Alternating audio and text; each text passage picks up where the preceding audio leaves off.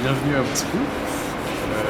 Je vais vous montrer un petit peu la ville juste après. Là j'ai réussi à me caler sous un petit spot où je ne prends pas la pluie dans la tronche. Donc je peux vous montrer aussi une partie de la ville, donc c'est plutôt pas mal. Qu'est-ce que je voulais vous raconter? Ouais. La première chose c'est mon arrivée à Moscou hier.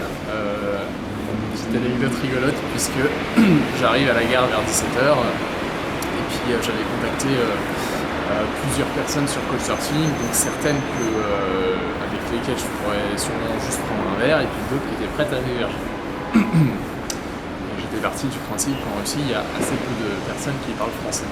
Et donc il y a une personne avec qui j'avais déjà parlé français sur Skype avant de partir. Et elle m'avait raconté qu'elle partait en vacances en Crimée, blabla, plein de choses, machin. Et puis là, donc, elle m'avait demandé des nouvelles pour savoir où j'en étais, donc on avait échangé sur Couchsurfing.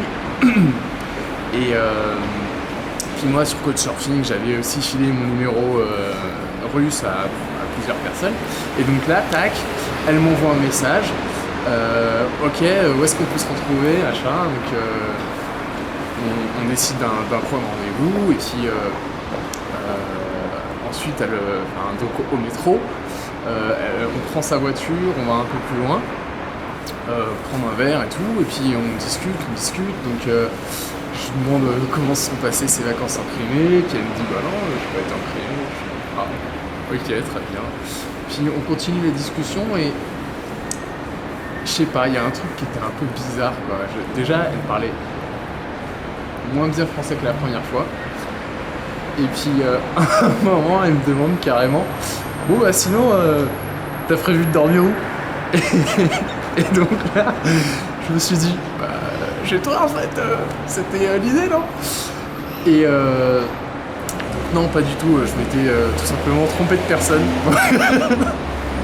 Quand j'ai reçu le texto en français, je pensais que c'était Anastasia, en fait la fille s'appelait Natalia.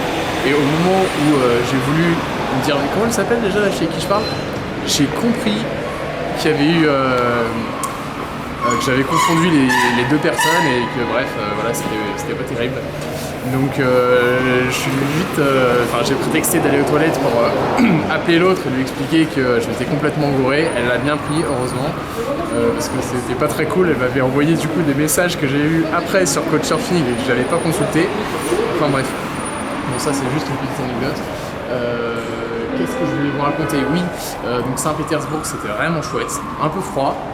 Il neigeait les 2 derniers jours, mais sinon c'est une ville vraiment chouette dans laquelle j'aimerais sûrement retourner en été sur une période un peu plus longue pour voir notamment les palais qui sont à l'extérieur de Saint-Pétersbourg.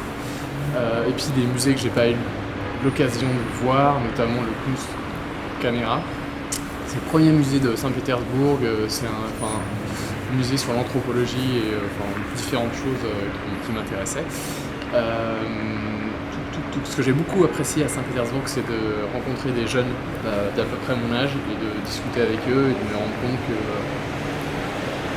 parfois on a une image de la Russie un peu totalitaire, limite dictature quoi, quand on lit les médias français de temps en temps. Et voilà, j'ai l'impression qu'il y a vraiment peu d'écart entre ma vie et la leur. Et donc bon après. Quand on rencontre des personnes par Couchsurfing, effectivement, c'est pas forcément représentatif de la population en général. Donc, à prendre avec des pincettes, mais j'ai vraiment eu l'impression qu'au niveau des libertés en Russie, c'était aussi correct qu'en France. En tout cas, dans la liberté d'expression. Alors après, les décisions politiques. Je ne vais pas faire trop de politique, mais quand on voit comment certaines lois sont passées en France dernièrement, on peut se demander est-ce qu'on est vraiment beaucoup plus une démocratie que la Russie. Donc voilà, rencontrer des jeunes, ça m'a fait extrêmement plaisir. J'en viens à parler de Vladimir Poutine, puisque voilà, quand on pense à la Russie, on pense souvent à Vladimir Poutine. Et bon, je ne ferai pas son éloge, mais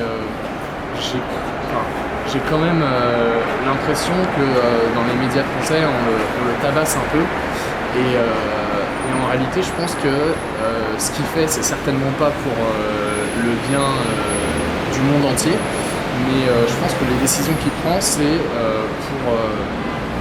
pour le bien de la Russie, pour faire de la Russie une grande nation, une grande puissance, comme s'il y avait une nostalgie de l'URSS. Donc on peut le critiquer quand on est français ou quand on est syrien, entre les bons, on peut le critiquer. Après, je suis pas sûr que la France fasse beaucoup mieux pour la Syrie, déjà. Et puis en plus, en France, je me dis, est-ce que c'est beaucoup mieux? Moi, j'ai l'impression que les dirigeants font pas forcément ce qu'il faut, non seulement pour qu'ils vivent dans un monde meilleur, mais ils font pas forcément ce qu'il faut non plus pour que la France soit une plus grande nation, pour que le peuple français vive plus correctement. Souvent, on a l'impression qu'ils pensent un peu qu'à eux. Je suis désolé, c'est très réducteur ce que je suis en train de dire, mais j'ai pas le temps de me lancer non plus dans un gros débat. Alors vous pourrez me faire des critiques, si vous voulez. Qu'est-ce que je voulais vous raconter? Donc avant de vous faire un petit tour, je vous explique parce qu'il y a plusieurs personnes qui m'ont dit ouais, mais plus de photos, machin. J'aime pas mettre des photos, premièrement parce que j'ai la flemme, deuxièmement parce que à chaque fois que je prends une photo et que je la regarde, ça n'a rien à voir avec l'atmosphère dans laquelle je suis, et je trouve que la photo ne permet pas de transmettre ce que j'aimerais transmettre avec les photos. Troisième raison, c'est que faut pas trop spoiler non plus. Je veux dire, si un jour vous décidez d'aller aux endroits dont je vous ai parlé et que vous avez déjà tout vu, bon. Mais bon, puisqu'on m'a demandé, je vais faire du gros spoil là, donc attention.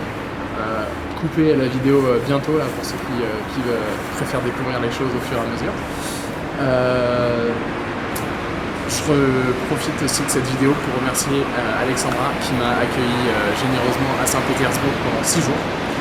Qui m'a fait visiter la ville, qui m'a raconté plein de trucs, qui m'a fait voir ses potes, qui m'a accompagné dans les musées, qui m'a laissé les clés, donc je pouvais aller et venir, ça c'était vraiment chouette. Et voilà, je vais vous faire un petit tour. Tac, alors, là-bas, oula, c'est loin. Hop là.